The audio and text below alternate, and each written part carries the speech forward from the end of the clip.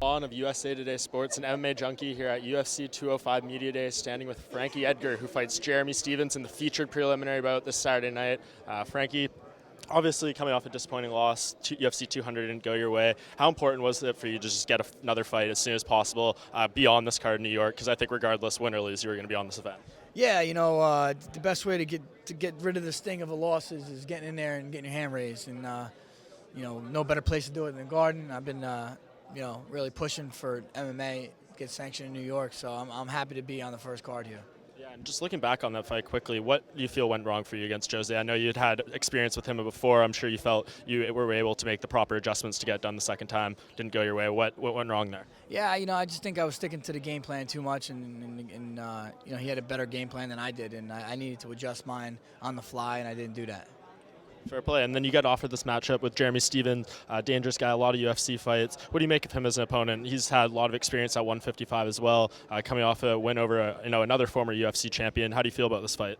Yeah, Jeremy's tough, man. He's a dangerous fighter. He brings it every time. He's going to look to put people away with his, every second of the fight. So I bet my spidey senses better be on point, and I know they will be.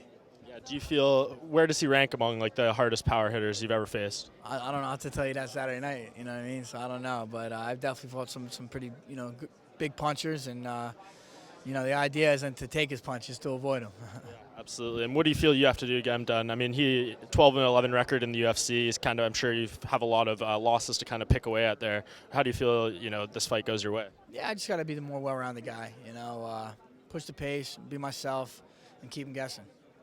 Absolutely. And with the win here, are you right back in the mix for a title shot in your opinion? A couple more fights. Where do you feel the path goes to the top after this one? Yeah, I really don't know. I think I'm going to always be in the discussion. So that's it, man. Got to win first and worry about what happens after that.